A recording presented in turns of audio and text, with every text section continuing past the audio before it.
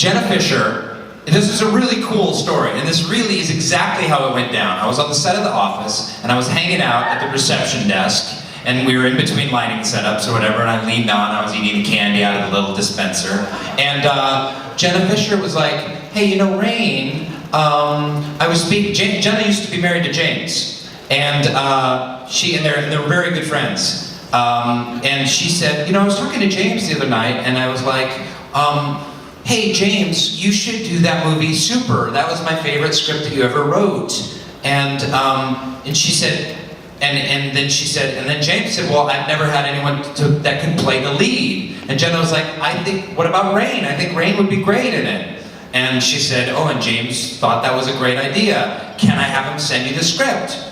And I was like, sure, it sounds really cool. And so she right then and there, she texted James, yeah, send Rainn the script for Super, here's his email. And I went over to my Dwight desk, and I brought up Internet Explorer, and I went over and, it's not a Mac, there was the script from James, and I sent it over to the PAs, and they printed it out in the office, and I was reading it in my trailer, and true story, 22 pages in, I texted James, and I said, I'm in, I want to do this movie, my hands are shaking. And I was so captivated by the script. Because the first 22 pages you see, I mean, there's drama, and there's romance, and there's heartbreak, and the long prayer monologue to God, and the animation sequence, and the ultra violence, and it was like, this is so cool. And you know, I went in to my agents and manager. I have an agent manager here tonight. Hi guys, I love you too. But not as much as my wife. You're fired, actually. You're both fired. And I was like, this is the next movie I want to make. I want to make this movie. And they were really actually very helpful. And so it started the whole process. So Jenna Fischer is the reason that this movie happened. Yeah, it's totally true. I wrote this script originally in 2002. And you know, there was a time when I had some financing for the movie. I just couldn't agree with the people that were financing it on who would be a lead, because it needed to be somebody that was could handle the dramatic part of it, comedic part of it, who was big enough proof you could think he was getting picked on by the guys at the diner, and was also a big enough, powerful guy that you could see him kicking ass at the end. And there was just nobody who I really thought would work, even though a lot of people wanted to play the role. And then Jenna just kept bothering me about it until finally she brought up Rainn, and it just seemed to make sense. So, and you did text me after 22 pages, but I also wrote you back and said, maybe you should get to the end, because there's a few things that happen, violence-wise, that are a little bit different than the first 22 pages. But yeah, it's all because of Jenna this movie exists. She just showed up on set. I don't know, Alan, how did you get signed on? I got signed on because Rainn and I met on a movie we did. Rainn did a day on a movie called Juno that we did, and I mean, it's not like we got to know each other very well, but he's a he actually is a really great guy. And after Juno, you know, we'd run into each other, and there was just, I don't know, I always felt a bit of a connection, and I always loved seeing him, and we always would chat.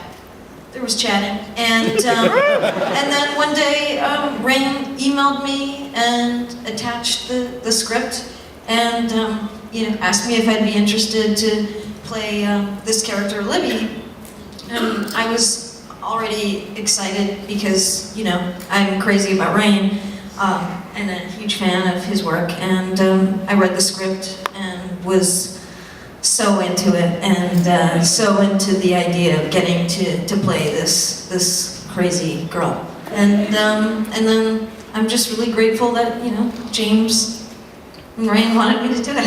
I mean, we had a conversation. I remember it was the same sitting at the agent's office, like, well, you know, who do we get for Libby? We really need an Ellen Page type. And we made a list of all of the faux Ellen Pages out there.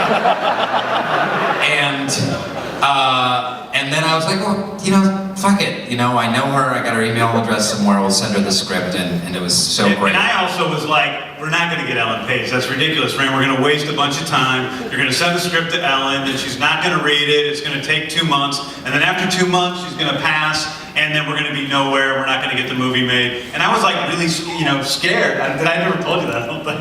But I was like, I didn't think we were ever going to hear back from her because, you send the script to some of these, big stars and it just takes forever for them to read it and then they pass. And I really did not, I thought we were going to make this movie with Rainn and a few no-names. I really did not think it was going to be Ellen Page and Liv Tyler and Kevin Bacon, and it was just such a hugely pleasant surprise. And then meeting Ellen for the first time too, when we went to lunch, it was just like, oh, this is going to be perfect. And it's a testament to how great the script is, James, because that script is magnificent.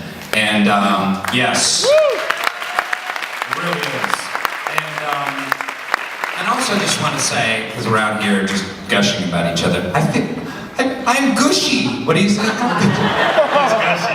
Gushy.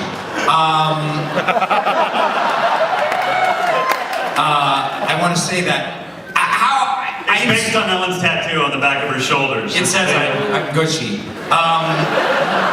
Her performance is so freaking good. I mean, this one, no. I mean, you have no idea. I know you have an idea.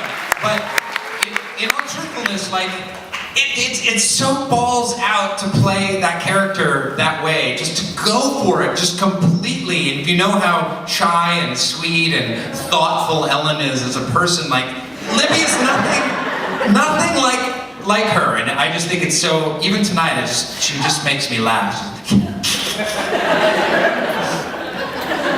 The first scene we shot with Ellen in the movie was the scene where she runs into my brother and chops off his legs and jumps out of the car in her bra, yelling at those guys. It was 14 degrees outside, and